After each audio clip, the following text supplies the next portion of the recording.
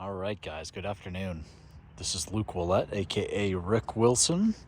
As some of you know me online, or you may know me one way or the other, but today I am bringing you what is usually my annual yearly update video of what's changed in the truck and do a comprehensive overview of everything that's in the truck, and finally feeling like it's done. I know I've probably said that in every single video before this, but we took some pretty drastic steps this spring in really improving the low end of the truck, and I'll go over all of those changes and why I think this is the end. And hopefully you guys learn a thing or two, and feel free to ask questions and comment below of things that stand out to you or things that you're curious about. But my intent today is to run through the truck from the outside in, top to bottom.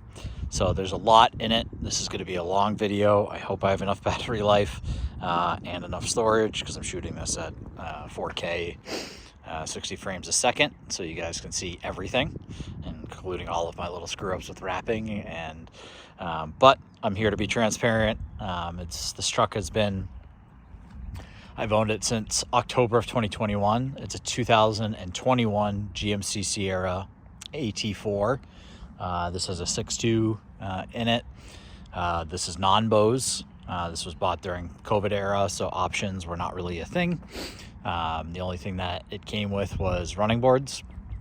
I really wanted the technology package, which would have triggered Bose, only because, excuse me, the camera system was really nice, and that was what I was hoping to get. But honestly, having non-Bose probably saved me in a few regards, especially with additional equipment and powered rear windows, things like that. That would have just been in the way, given how much I've put into the truck audio wise.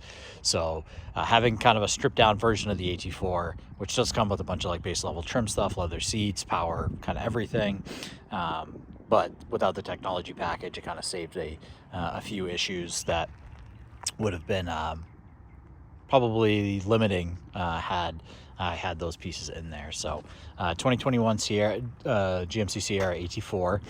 It's got about 55,000 miles. I've been drastically slowing those mileage since I have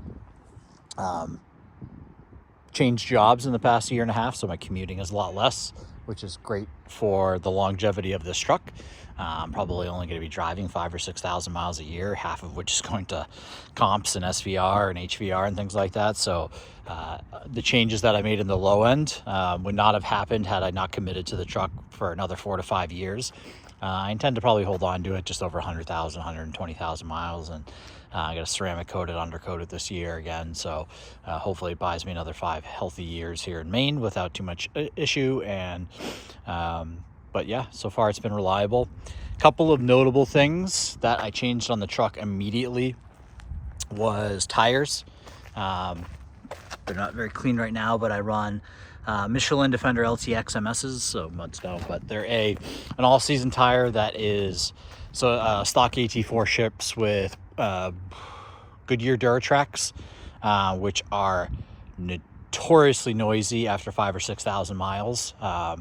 And obviously with audio being the goal, and basically audio being a high tier objective with how I wanted to enjoy the truck. Before I ever received it, I worked out a deal with the dealer. We put tires and wheels. We gave them back the stock tires and wheels. They gave us some money towards putting some aftermarket. That was a huge change. So I've never known the truck to be loud, but I've driven in other AT4s that are blisteringly loud, especially without sound treatment.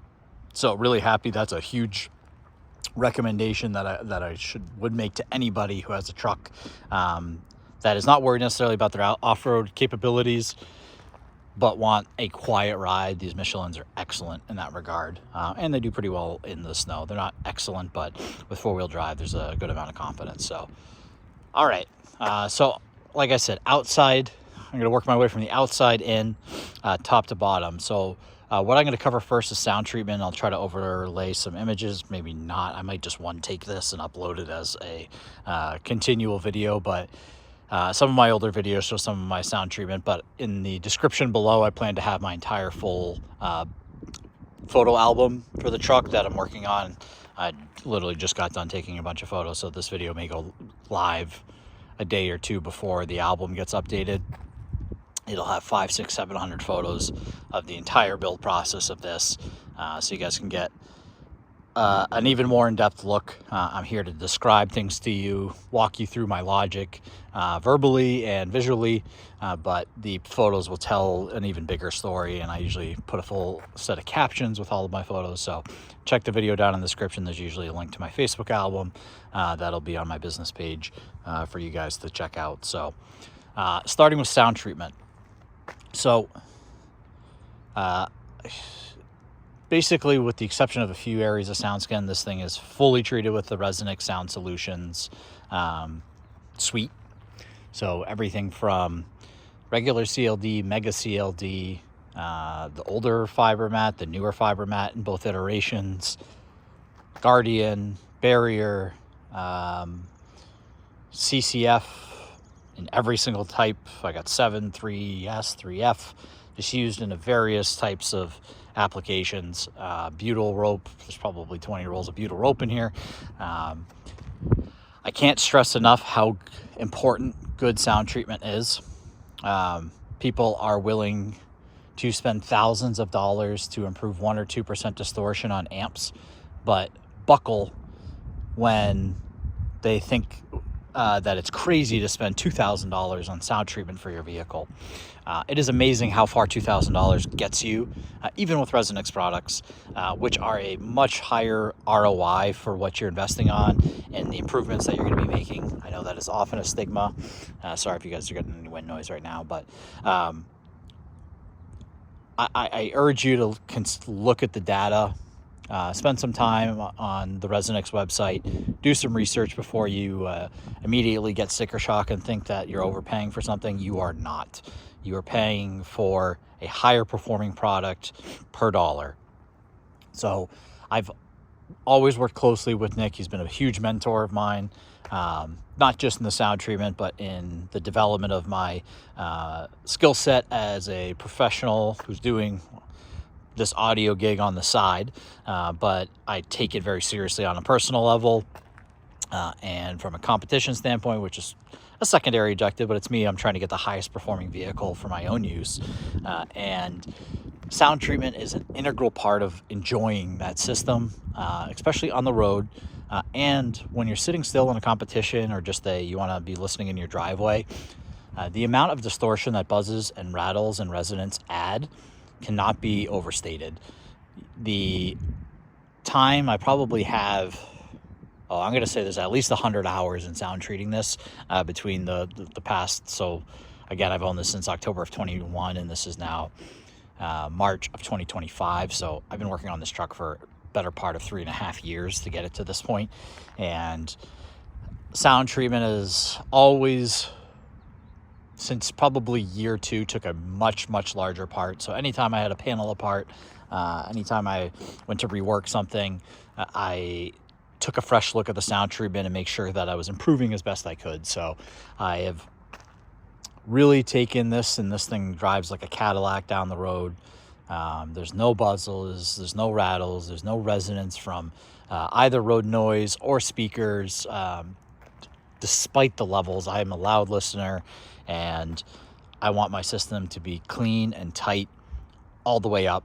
I don't want a system that is built for just competition volume levels. I want a system that is fun, that is enjoyable, that I can put anybody in the system, let it rip, and I know that it's going to hold itself together. So sound treatment is a really important part of that. Can't stress enough. If you have a $5,000 budget for your build, I urge you to be spending $1,000 to $1,500 on sound treatment. I know that sounds crazy proportionally for your budget, and you may not want to be doing that because you wanted to buy some fancy speakers or fancy amps or fancy subwoofers. I guarantee you will get better results. There's a few systems that I know that are out there that are running OEM systems with just sound treatment that sound better than vehicles that I've heard with aftermarket systems that have not taken sound treatment seriously. I urge you to recognize that value. Do some research, try it yourself. You will reap the rewards, I guarantee.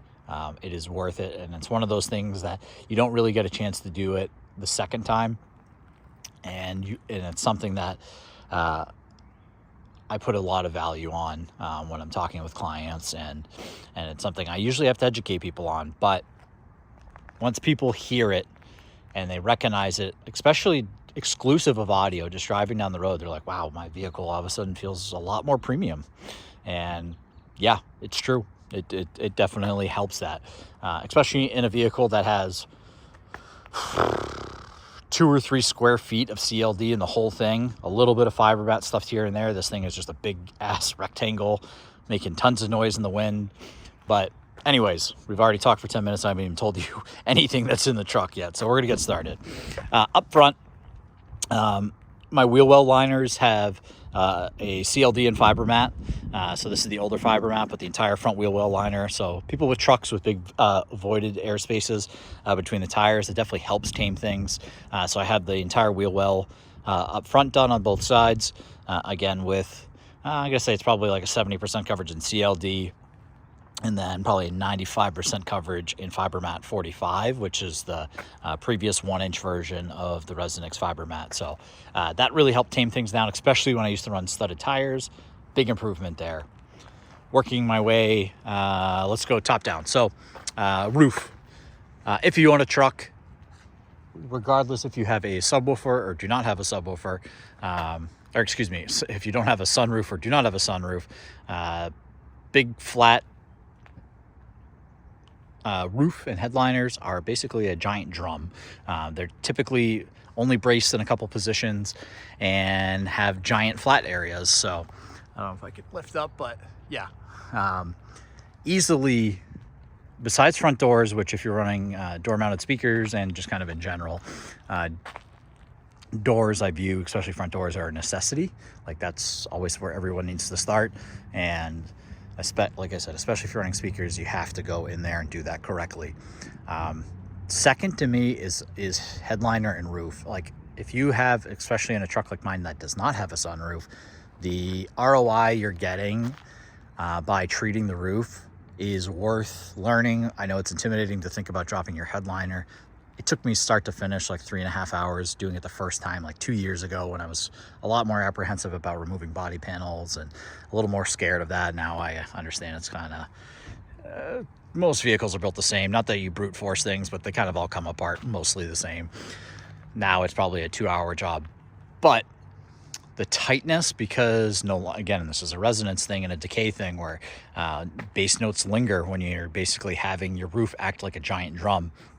When you stiffen that with a CLD and then stuff the voids with a fiber mat type product, you're not only getting giant improvements in road noise, especially if you have any sort of inclement weather, then your bass performance is going to be exceptionally better.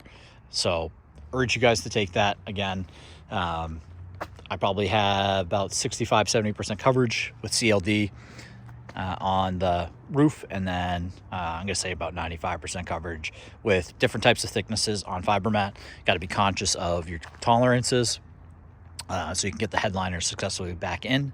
So I have a mix of both the previous generation fiber mat 45 and 25 up there, and again, the photos will show you a bit better, but makes a massive improvement. Front doors have a CLD, the original CLD, on the very outer metal skin. Then they have Resonix Guardian on top of that.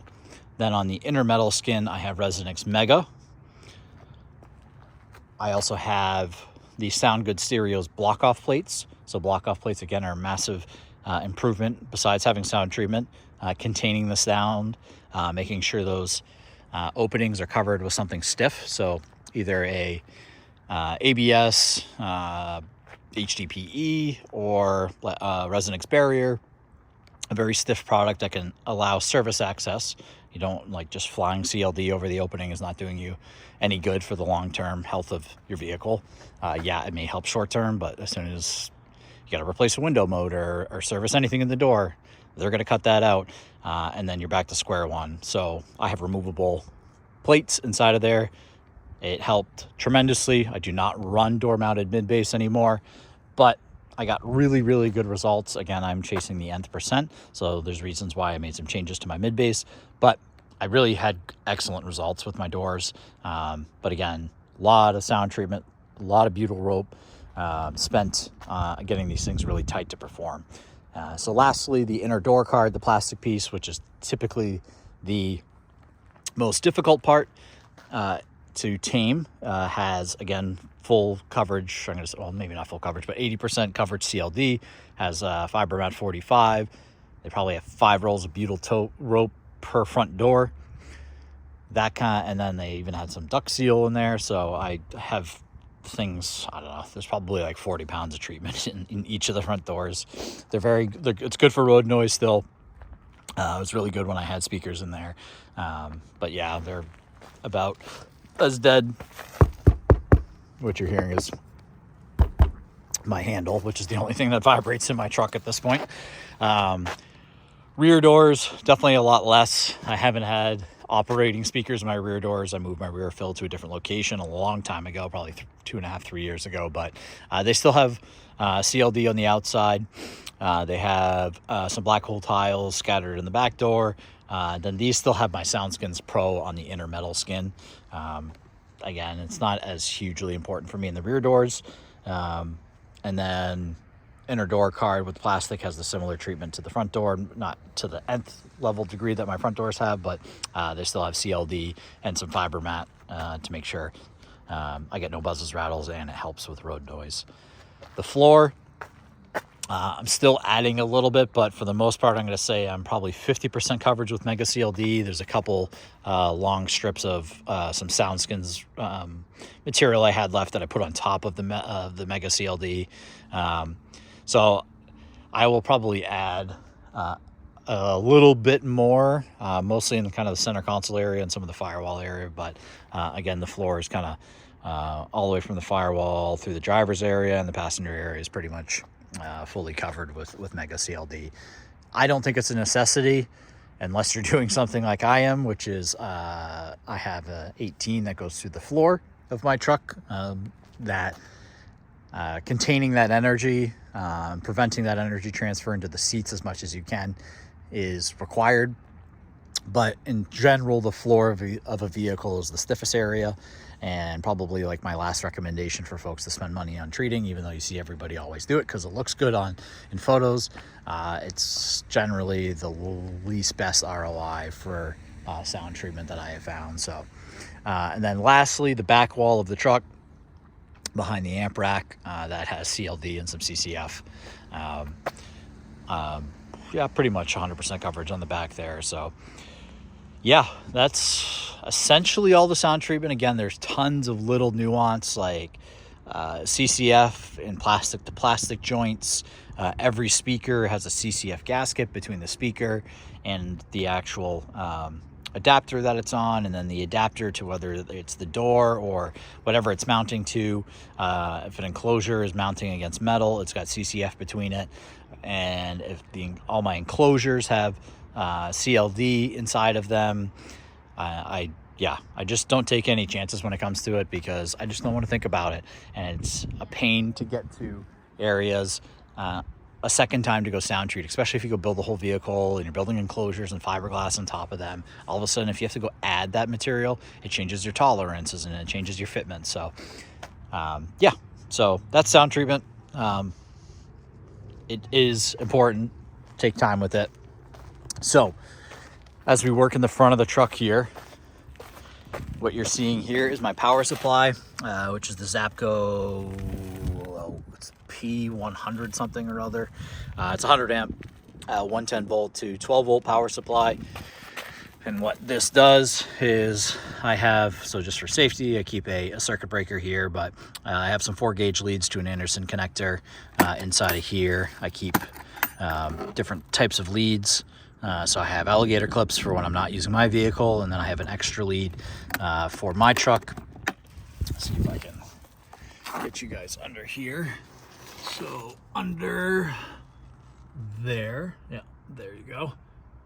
That is my Anderson connector for just connecting this direct. So at competitions, this one thing that's nice about this power supply is it has variable voltage, so I can adjust.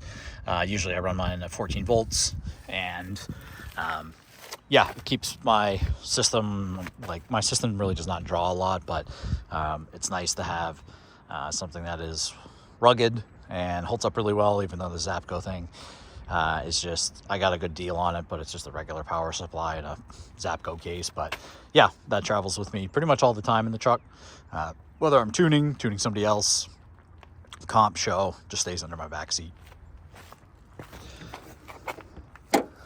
So, excuse the condition. We're March, winter, and I haven't had a chance to engine clean my truck in a while. But I wanted to show you guys how fusing works in here. Let me get this thing to focus. So what we have is, so I have some feeds. This right here is from that Anderson connector you see below, which runs down in there. Everything is all secure, and so that is also grounded here as well. So basically I have 2 circuit breakers. Some people don't have good luck with these. I've never had an issue with them. I know that it's typically with heat, and I live in Maine, so we get pretty brief periods of extreme heat, but I've never had an issue in any of the vehicles that I've installed them in. So what I have, I think it's still fairly loose in here, is a couple of feeds. So power supply and amp rack, those are fed right off the battery. So 0 gauge for goes back to the amp rack as my main power, and then my power supply comes in, which you saw below. So I can get that on, perfect. So that 4 gauge comes in to feed power, and then outbound 0 gauge to a 250 amp breaker per EMA standards, and we're less than 18 inches here to the feed. And then let's see if I can snipe the firewall bushing. So the 0 gauge runs through a firewall bushing, right through the firewall, and then runs up the passenger side sill channel all the way out back. But yeah, that's it. Stock electrical, everybody always asks, because I don't know, I got 3,500 watts on tap. I barely draw, especially now that I'm running the 18 through IB, but even less. I'll be surprised if I'm drawing 35 amps on my system at peak load, maybe 30. 170 amp stock alternator in these trucks.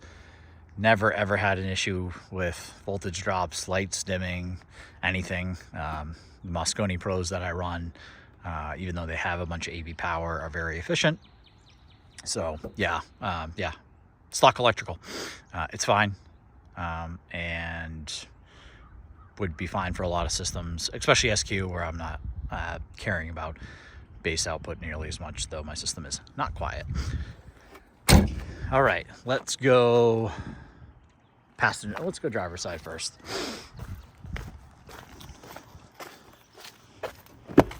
So popping up into the driver's seat. So one thing, if you have been following recently, that I've made changes in my truck, is what you're seeing here is something that doesn't look like a dead pedal. It sort of does, but it's not really anymore, which is a new sealed kick. So what this has, and I have just a temporary light for my house, so sorry for the yellow type lighting, but is a sealed fiberglass kick. And give you guys kind of a better scale of it, but containing a Purifi XO4 6.5, which is the high excursion versions of their 6.5s, which are a very well regarded home audio driver that has had a lot of success in some very high end bookshelves and towers. They make an 8-inch version, 10-inch version, but obviously you can see how tight things are here. That the 6.5 was my choice for my application, because I do have a front sub over there. Had I not have a front sub, I would have contemplated these in IB, but they are in small sealed enclosures and do very, very well. Huge I just came from changing door mounted, which were Focal AWMs, which are excellent, probably the best 8-inch mid bass, and an IB application that isn't 4.5 plus inches deep like the Purifi 8 is. Those were great, but the installation and location of these is better. It's the rigid mounting, has nothing to do with the speaker and everything to do with the install, the change, and why the improvements were so large. But yeah, I did an extensive amount of testing here and in the passenger footwell, trying to find locations and making sure that what I was going to do in terms of changes to the install and the location were going to achieve the results that I was looking and solve the problems I was looking to fix. Which, with door mounted mid bass in a truck like this, and pretty much everybody's most vehicles, not necessarily just trucks, but certainly most trucks that I know, measure with a massive null in the 140 to 180 area, which is really critical for accurate music reproduction. Once you hear vehicles that don't have nulls in those areas or have better mid-bass solutions, it's really hard to unhear it and the capabilities of what that provides. So I moved the speaker out of the door. Even though I have very well deadened doors, it still is a big piece of plastic and some big flimsy leaky metal, and eventually you got to overcome what those are providing in terms of challenge. So that's what we did here. And yeah, we did a little pressed grill, which is my first pressed grill. I've never done those before. I'm pretty happy, honestly, it's got a little slight profile, presses in there nicely, it's nice and flush. We got plenty of room for the brake pedal. There's about a full inch, and the way that the brake pedal travels is travels that way. It doesn't travel this way. So it's still safe, clear, not impeding any operation of the vehicle. But yeah, the kick really helped. Tried to do a decent job blending it into the floor and cut my mats. So again, this is a daily driver, so maintaining good function, and I do have like normal function. My seat's kind of way up here just for the video, but yeah, honestly, I've yet to hit the kick or even really notice it as I drive. But yeah, the mid bass. So my recent changes were 200 hertz down, which included new mid bass mounting locations, reworking my front sub, and then a completely different rear sub setup. So the change in mid bass was definitely the most noticeable. The rear sub for sure is maybe because I expected it to be so much, but I didn't really have an expectation of what the mid bass would offer in terms of changes. But man, it's gonna be really hard for me to not to go back to doors in any other vehicle. The resolution, the tightness, the dry aspect of how it presents mid bass, the location of moving them forward, really helped with a little bit of depth. Yeah, there's just a ton of benefits of doing this. Again, this is the absolute extreme. I am not here telling you or preaching you that you have to do door mounted mid bass, or you have to get away from door mounted mid bass in order to get good results. You can get great results out of doors, but if you want excellent, accurate, chasing perfection type levels, you need to have a rigid mounting solution and a good location for those mid bass to succeed. And fortunately, I've found that here, and then you'll see on the passenger side what we did over there. But yeah, really excited. It was a long sprint to get through the kicks, but it was absolutely worth it. So that is driver's kick. So I'll move over to the passenger side before I move up to mid and tweet, which most of you already know about in this truck, but I'll still go over it for anybody who is seeing this for the first time. All right, so passenger side here. So we have a very unique approach to this, something that I've never seen before. I know a lot of people have thought about it and contemplated trying to do it, but what I'm talking about is having both a kick and a front sub inside of the passenger footwell. It is difficult because even in a truck that has a pretty generous footwell, like if I was building just the front sub, I could comfortably fit 0.75, 0.8 cubic feet in here without trying too hard. But with the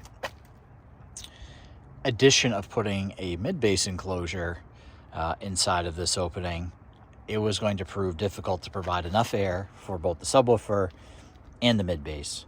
But it is possible. It's just difficult and takes a lot of planning and patience and trial and error. So what you're seeing here is I have a carpeted panel that I keep in front of the enclosure that is for daily use.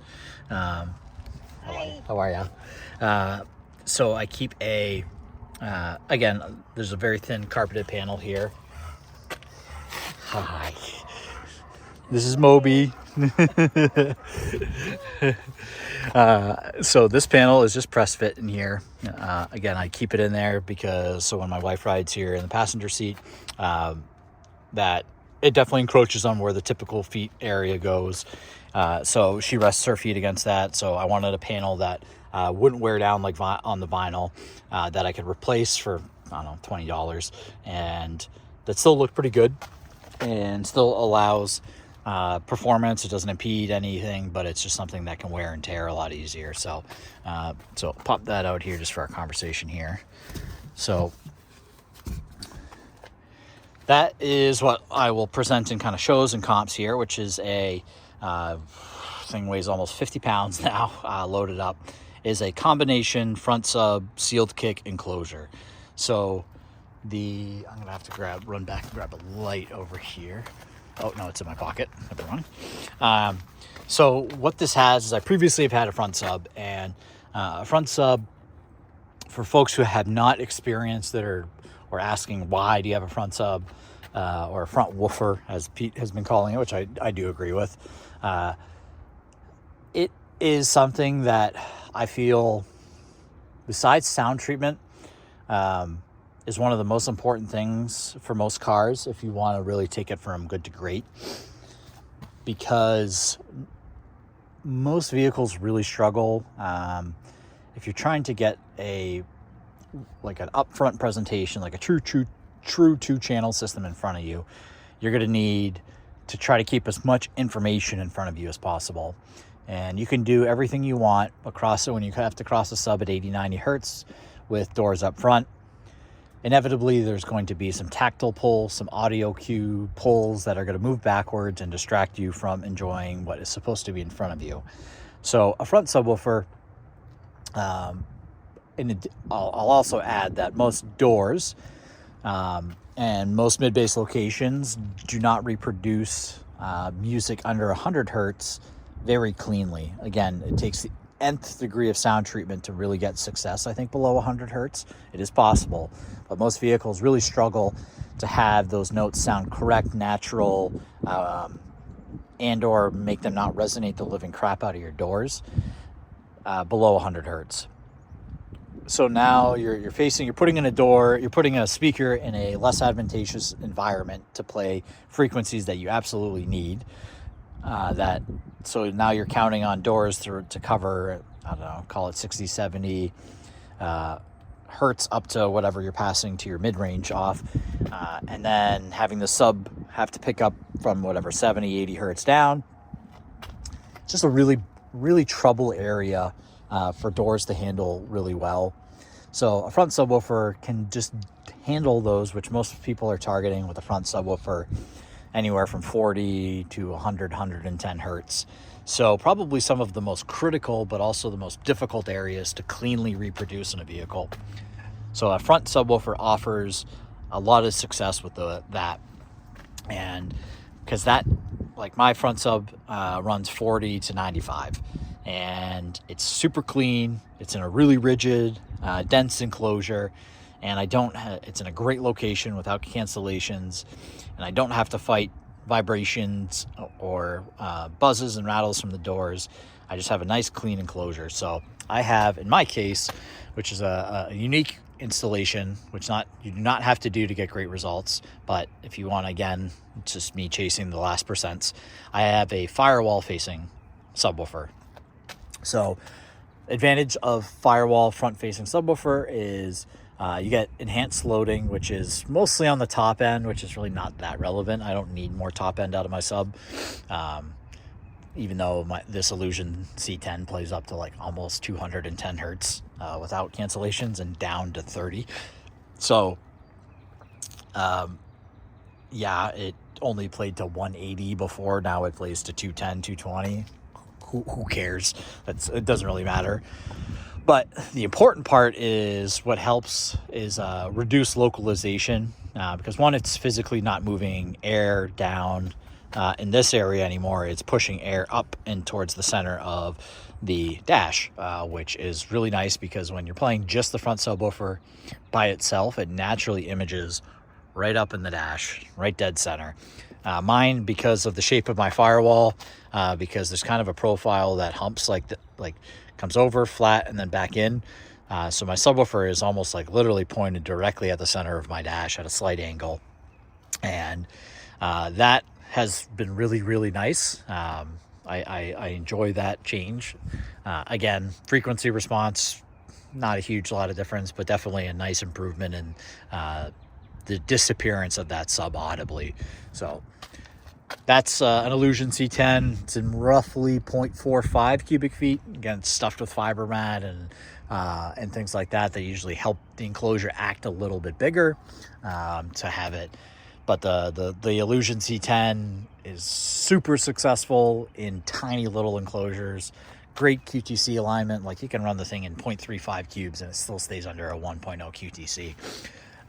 So QTC, I obsess with it probably a little more than I should, but it's something to be conscious of when you're building a front sub or mid bass, and really, really important for rear subs. Most importantly, there is getting good alignment if you want to have natural sounding bass and good extension. If you get these front subwoofers like the Automotive Evo 10, I'm picking on it here, but for a lot of people want to use it as a front sub, but it has terrible alignment in small enclosures.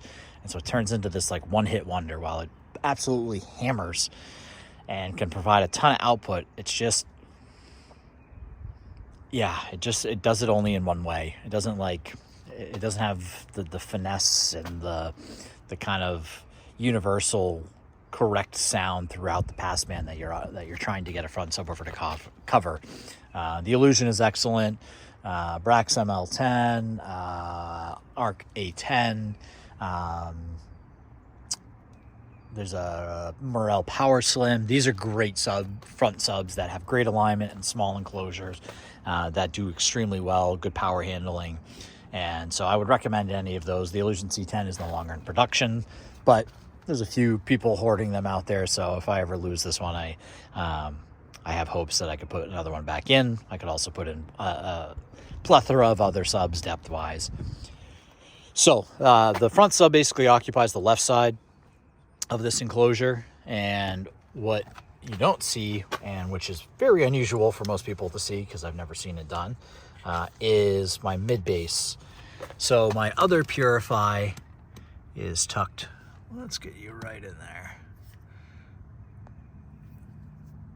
So yeah, God, let's get in there. We go.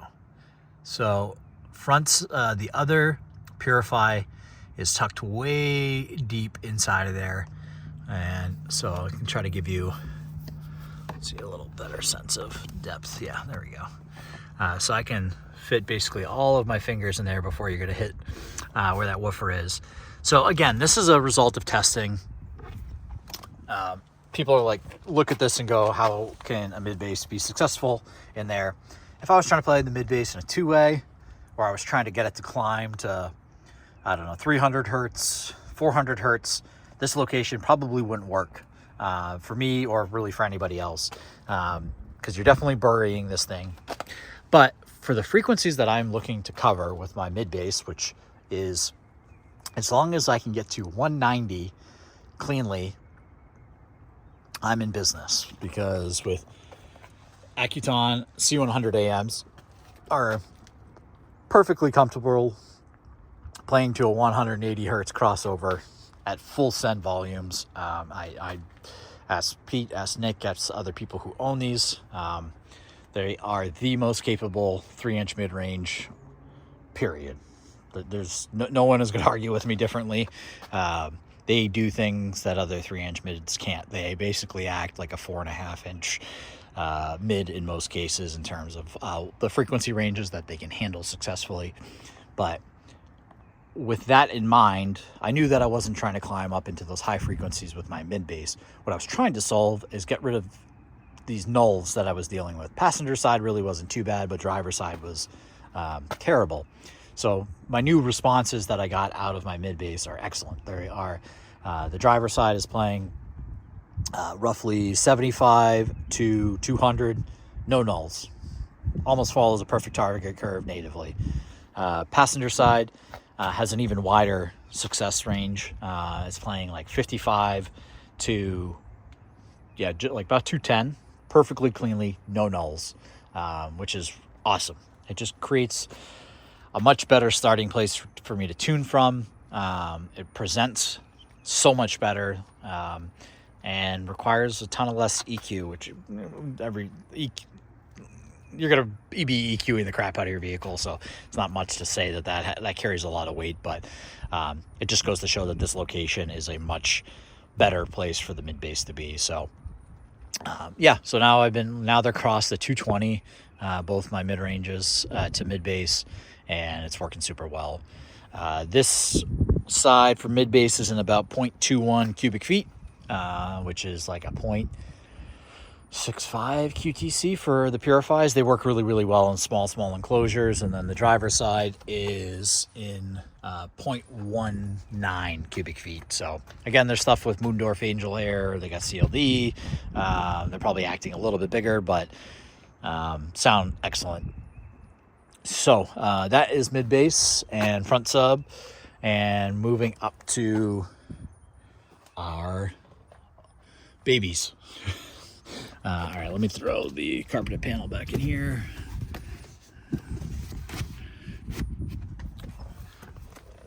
So, this has always been the biggest feature and what people, I think, know this truck for.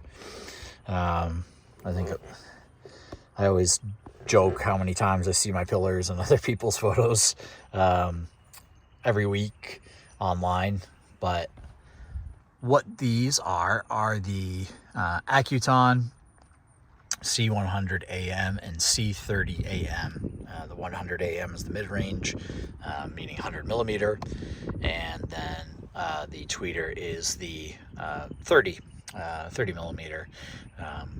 So these were something that I never thought I would do, but Nick Apicella and I figured something out where we could make it happen. He took my Utopias. I walked away with some Accutons, and I couldn't be happier.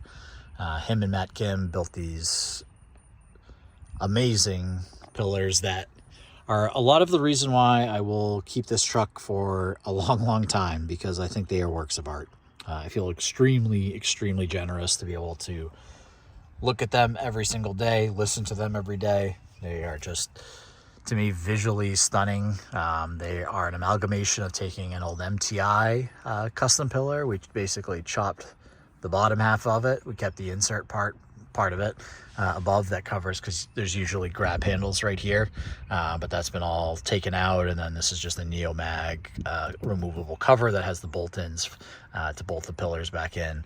But everything else from down here below, including, like, you have some really, really nice vinyl match that I can share with you guys. There's not a lot left, but it's a really, really, really tight color match and texture match, so it blends and looks extremely OEM.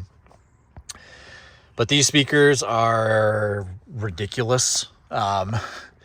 They the 100 AM, the mid-range, to me is the best automotive speaker that exists in the market, period. I don't like exclusive of tweeter mid-range, mid-bass, whatever you want to call it. I think what the 100 AM does in its passband is unmatched.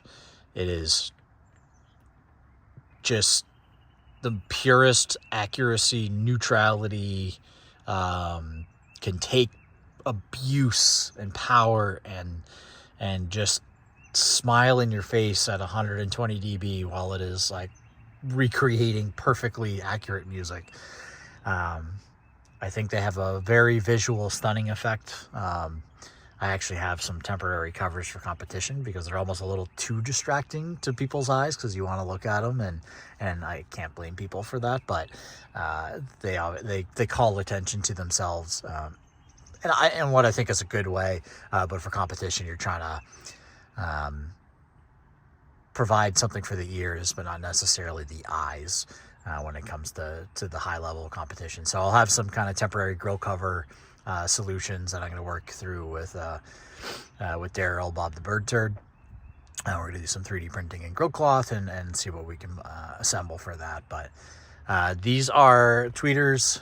The only really last optimization of this truck is we built the pillars for obviously performance, but a bit of aesthetic. So they are both aimed at opposite B pillars in terms of tweeter aiming, which does work very well, but it would work better if my driver's tweeter was on axis, but I have no intention of cutting my pillar up. If anything, I would try a spare set of pillars just to experiment with myself, just with a different location, but reworking pillars in this truck and eliminating the grab handle is a big effort, and I just spent 80 hours over 6 days working on the 200 hertz down overhaul that I have no intent of spending any more time this year changing it. So it works really well. Like, don't get me wrong, this is like almost splitting hairs, but there's definitely could be some staging improvement and width improvement if I did move my tweeter, which you can see is about 30 degrees off axis or so from the driving position. It's almost dead on axis from passenger position, but yeah, I would open that up a little bit, move it a little slightly further left. But right now, the mid-range location is optimal. I can't recommend to people enough. The angle it helps. It's good for staging, not necessary for extremely good performance, but what is necessary to me is getting your mid-range as close to the windshield and as deep into your dash as possible. Width obviously helps with tweeters. If you're able to cross your tweeters low, they do have quite a bit of impact on stage width, but generally mid-range location is going to be the determining factor. As well, mid-bass is more important than people give credit to for stage width as well, but mid-range is definitely the heavyweight speaker when it comes to determining what your stage width is going to be. So these are tucked in. So if I'm kind of squared off to the vehicle, we have them tucked in almost as far as I can still keep my pillar as a piece, because basically the pillar has to anchor against this is OEM. You have removable pieces here, which is really nice for fabrication standpoint, but it also has basically a whole groove on the inside of this piece that the A-pillar needs to anchor into. So you have to preserve kind of this curve and that point forward in order for the A-pillar to stay rigid and stay mountable. So we tucked the mid-ranges as far as we possibly could to the right and to the left.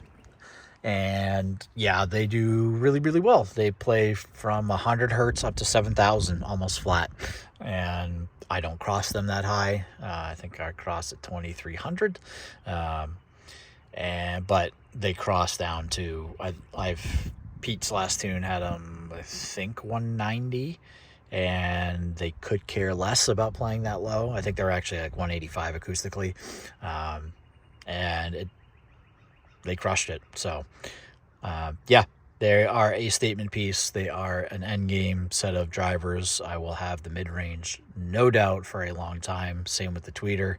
I think I'm definitely more partial to the mid-range than I am the tweeter, but both are S-tier, exceptional level performing speakers if you can budget and afford them and integrate them into your build successfully. I can tell you, you'll never be asking yourself, what if, why didn't I choose this? Because they have the capabilities of doing anything, and that's rare in most speakers. So yeah, they are gorgeous. And again, I love these pillars, and I love the mid-range pods, and I think they blend extremely well. This is like an old 70s or old 90s Jaguar headliner that Nick found. That is, again, a really, really nice color match and pattern match. So yeah, I've had these since January of 2023, so now 2 years and change, and they still give me chills every time I see them or get to show them to somebody else. So all right, we're 50 minutes in. Let's move to the back of the truck. Oh, one thing I haven't touched up front here. Source, which may go away soon. I still really like having it. This is a Fiio M11 Plus ESS, so it's the newest gen, which has the Sabre DACs in it, which are relevant because I use digital coax via the 3.5 millimeter. Shout out to Joe at RSD Cables. That's what this cable is here. That runs direct digital to my DSP in the back, which is a Brax. And then I have just a USB charger that plugs to a center console plug here that keeps the Fiio topped up while I'm driving. So very accessible spot from where I'm sitting. It's on a magnetic mount, so if I want to take this thing off, it pops right on and off. And I can it also articulates, so I have kind of some ergonomics, especially if I have a judge in here that I need to slide over a little bit. One thing I may be changing is building a little iPad mount for competitions as a daily source. That's a little easier to use. Yeah, having the iPad definitely has a lot of advantages in terms of controls, because I can use a lot of my steering wheel controls again. This, I have to do track seeking on the actual device. I have the Helix Conductor here. That is my day-to-day master volume control, sub volume control, rear fill. It has tone control, which allows me to articulate tonality on the fly. I can choose different presets. The Helix Conductor is, I think, the most versatile DSP remote out there. Super easy to integrate because it's a nice little circle. I built a little custom mount here to fit in my cup holder, which is very, very comfortable for daily driving because my armrest, I'm sitting on the passenger side, but it is right in a very convenient location for my driver's side. For my right arm while I'm driving, it's actually more comfortable than having to reach for here or the steering wheel control. So it actually is nice to have master volume here. But I would like to have track seeking again back through either my dash controls or my steering wheel. So iPad with an SMSL PR100 may come in, but the DAP is really nice to have as a competition source because it's offline storage. I don't have to worry about internet or streaming. I can download all of my music. I don't have to keep my phone in the vehicle. It won't get interrupted during judging. So the DAP will probably stay for a while until I either get a really, really nice, reliable solution through the iPad mini that I have. But yeah, it works really well. It sounds great. It's just the digital box. There's nothing, the DACs don't come into play, but it works really well, and it has all the streaming apps on it. So one thing that is not up here that I usually run is a dash mat from Dash Designs. It's Dash Techs. Helps with a little bit of reflections and tame some things, but for the sake of the video, I don't have it here. It's just in the back of the truck. But yeah, so that's the front of the truck. So let's move out back.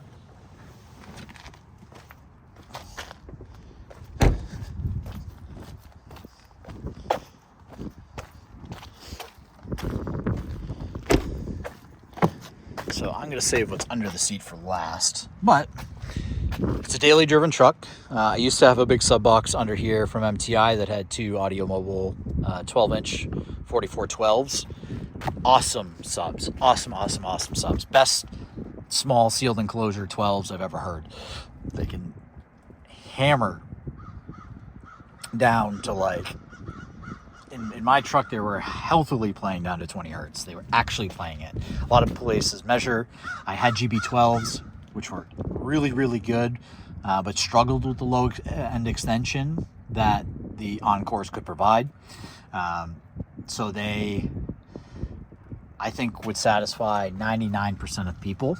And I would highly recommend them. So one thing, like I have a seat lift in mine. I don't think you actually have to have a seat lift with the Encores in a GM truck anymore. I think you can upfire them without having that be an issue. So yeah, so I have a 2-inch seat lift in here, which I had for the previous box and worked out for my new sub application. But yeah, I don't have my rear floor mats in here, and I have some new ones on order because the sub box used to come way out to here, and now it doesn't, because I have retained my underseat storage.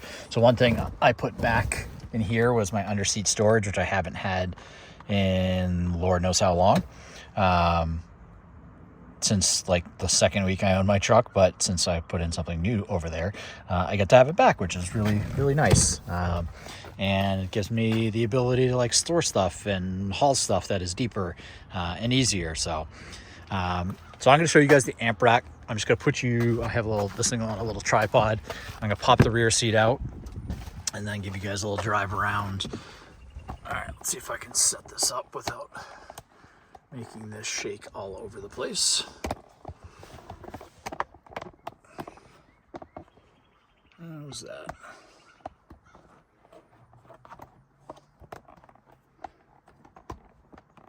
All right.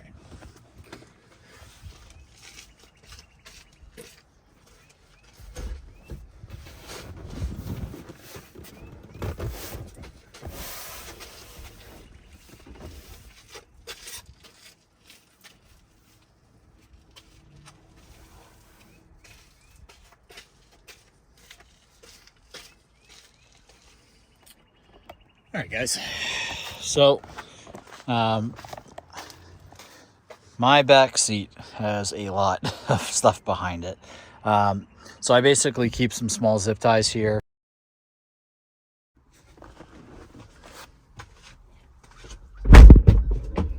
All right, guys. So my phone died. That's what happens when you go to record an hour-long video at 4K with 40% battery. So lack of preparedness on my point. But we are back up. You're plugged in and charging right now. So now what you see here, as I got cut off earlier, was 10 pounds of crap in a 5-pound bucket. There is a significant amount of amplification back here. These are Mosconi Pros. There are 2 530s on the outer ends, which are 5 channels with 4 classes of AB. On channels 1 through 4, Class D monos on channel 5. They are staggered power. So channels 1 and 2 make roughly 100 watts at 4 ohm. Channels 3 and 4 are higher powered, that make about 170, 180 at 4 ohm. And the sub channel makes 750, 800 at 4 ohm, 1000 at 2. And it's 2 ohm stable throughout. So what I have as a configuration, and then I have a 410, which is the center amp, which only has 2 out of 4 channels being used. Actually, well, it has all 4, but I'm going to switch that here shortly. But yeah, this amp rack I did in preparation for SVR of 2023. And I wanted to have more of a statement piece and a serviceable piece. Both kind of very equally important. But basically I wanted to provide something that I could build outside of the truck. It was really modular, which it really is, which is basically remove my 2 power cables, termination strips on the side. I would do Deutsch connectors if I did it over again, but that was still new to me. But again, I can unplug my speaker connections, unplug my power connections, 1 bolt, 2 bolt, 3 bolt, whole thing comes out. Yeah, which is important for serviceability. The whole thing is built on threaded inserts, tons of 3D printing, which I'll get a little closer with in a little bit. But Daryl Casasandi, who is Bob the Bird Turd online, him and I worked really closely to create some of these integrated 3D clips that you see throughout that are specific to my install. So wire type, the type of looming, They have a tier for the RCAs that work with the Resonix solderless RCAs, which you'll see in a bit. The upper level, so there's basically a 5-tier system. You got 3 tiers of 4-gauge power wire, RCAs, and then you have the speaker wire and remote wiring in the last trough, and those run parallel throughout the entire amp rack. So it creates a really nice install. There's only 3 zip ties on the whole entire amp rack, which makes it, again, that statement piece that I think is really cool to see. Even though nobody sees it while the truck is getting daily driven, it still looks really nice when you take it out for shows, and it's really nice to be able to service it if anything goes wrong. Mosconi Pros, again, 2 530s and a 410. Channels 1 and 2 are bridged, which yields about 320 watts. Those are each of them. So basically I have, this runs the left front stage of the truck plus front sub, and this on the right side runs the right side of the truck plus rear sub. So channels 1 and 2 are bridged to the mid-bass, the Purifi X04s. Channel 3 on each of the 530s goes to the mid-range. Channel 4 goes to the tweeter. And again, channel 5 of the left one goes up to the front sub. Channel 5 of the right one goes to the rear sub here in the back right.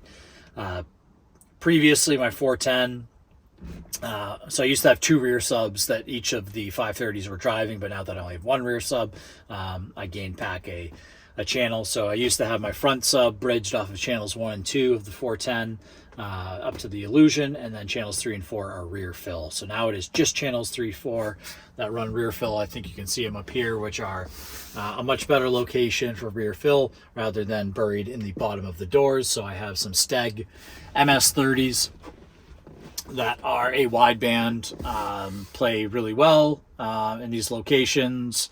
I have them set up for both stereo and differential for different types of effects depending on what I'm listening to.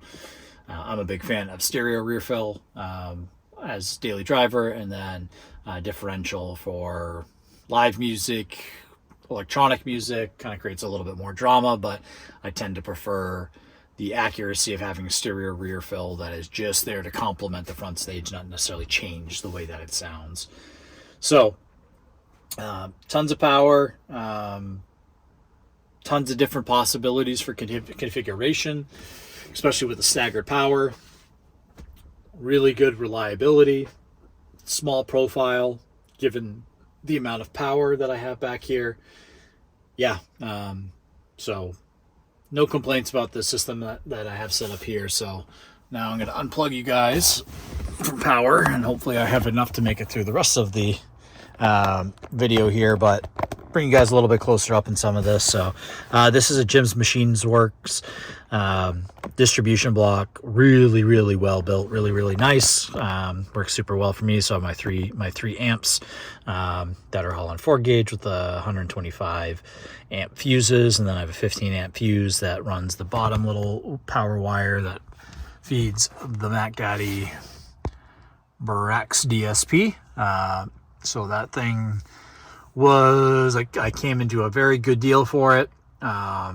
Absolutely awesome, best sounding DSP in my opinion on the market. I put ARC second, but now that this has the ESS Pro, or the 9039 DAC output cards, so let's flip this up here.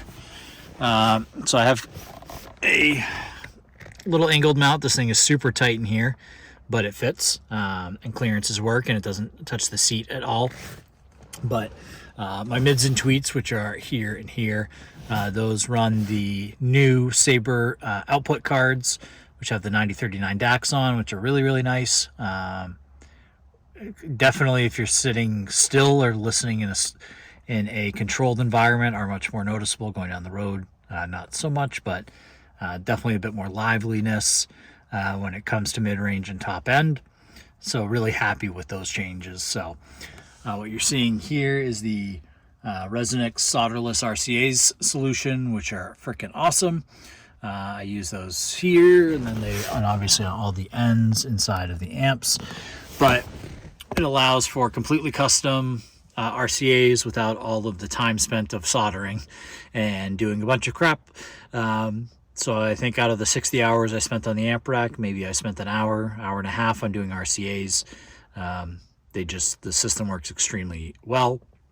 Highly recommend it. It has a ton of value. People don't talk about the value that it provides, because you buy ends kind of once, and then you can expand on it with time, but you're essentially just buying new cable for a build. You're not investing into new RCAs every single time. You can still use a lot of the RCA cable that you used previously, and just cut off a new end. So it's more of an investment piece to me than it is than anything else. So it, like I said, is I will use these for a long time beyond this build, but they're a huge time saver, convenience, and they look badass, to be perfectly honest. So, but Brax DSP, again, it's like the Accutons. If you can swing it, it's worth it. You can get really great results with other DSPs. Obviously, I'm a big Helix person, but the Brax offers kind of a no compromise piece of hardware that lets you do everything that you want to from a software and functionality and flexibility standpoint, with having the best hardware that you can get in a automotive DSP. So yeah, it works fantastic. Really stoked about it. All right, and now the last piece of the build, which I just recently wrapped up, is this bad Larry. Very fortunate to get a Acoustic Elegance IB 18 AU. This is a 4 ohm Apollo edition in my hands. Shout out to Steve Wigner. You're the man. You made this happen. And put together a true IB, and see if I can get down here to give you guys you can see, there it is. So there is part of the opening, basically a 55% cone area, true IB opening through the floor of the truck, and created kind of a quasi enclosure for this that does fit nicely. So even with the seat down, barely touches the magnet. It's not an issue for listening or playback, but I wanted to make it square because I was going to be mounting the sub flat on the floor, but built a custom quasi enclosure for to bolt down on top of all the rings that go through the floor and provide the low end extension. Let me get rid of this cable here that's bothering me. Provide the low end extension that I was never able to achieve in the truck. Now this thing plays linear down to about 10 hertz, and not that I really care about 10 hertz test tones, but music, there's plenty of music that does extend beyond the low end of 20 hertz if it's got organs and if it's got giant room information. You notice it when you have that level of extension available to you. But yeah, this thing is extremely rigidly mounted. I can shake my whole truck while holding on to it. So I basically have just a small removable cover in here. Again, this thing is bolted onto, there's 4 layers of 3/4 inch birch ply in here. Built it with some stack fab corners, wrapped it in some vinyl. There's a few LEDs in here that aren't going to show up very well in daylight, but or never mind, my truck is off, so my LEDs won't go on. But there's some LEDs throughout, light up the amp rack and a bunch of other areas, but it creates kind of a cool little effect, especially at night when it lights up the inside of that whole enclosure. But yeah, did a little bit of branding for the RW Soundworks here. Got a little carbon fiber logo. Got the logo embossed. Created a nice little effect. It's not too bad in terms of projection. Like, it's a freaking 18. And yeah, it comes out a little bit, but honestly not that much more than what my old MTI enclosure did. So still can fit a passenger up there. Yeah, it's tighter on your feet, no doubt, but 99% of the time it's just my 2 20-pound dogs back here that sit on little seats that sit on top of that seat. So it's really a non-issue for me in how I use my truck, because I rarely ever, I can count on one hand the amount of times I've had rear passengers in my truck in 5 years or 4 years. So that to me is not a functional loss. And the way I cut the carpet and everything can return to OEM very easily. But super stoked about how this turned out from a fabrication standpoint, how it sounds. I think it looks as cool as it sounds, in my opinion. And it's pretty low profile given putting an 18 in a truck. So I got no complaints there. Let me flip over to the other side, because I really like the kind of the aesthetic of how it blends in with the inside of the truck. I think it's tasteful. I think it fits with the lines. It's not too intrusive. And I think it just kind of plays well along with the back of the truck. And I think it's like a little pretty dramatic little setup there for SQ. Nice little Brax DSP and a IB18. But I'm super proud of it. I'm trying to step up my fabrication game, and I felt this was a great place to test it and a great avenue to try it. And yeah, I'm stoked. So thank you guys. I know this was a long video. Maybe I'll edit and put some photos at the end of it, but probably not. But again, there'll be a photo album link in the description. Comment with what stood out for you guys. If there's anything you want to see more about, ask questions, let me know. But thank you guys so much. Hopefully you guys get to see me. I will be at definitely shows that I'll be at HVR Hudson Valley Regionals in Montgomery, New York. That's June 7th through that weekend. I'll be there for a few days. Definitely will be at SVR Steel Valley Regionals, which is July 18th, 19th, 20th in West Virginia. And those are my two big shows, and then I'll probably be at a few other local New England shows. I usually host one up here in April, but that might be in August of this year. But yeah, come find me if you're in the New England area. Don't be shy. Happy to give demos and make a drive if somebody really wants to take a listen. So thank you guys. Have a great rest of your week, and we'll see you guys hopefully in a different video, not a new version of this truck. But all right, thanks guys, see ya.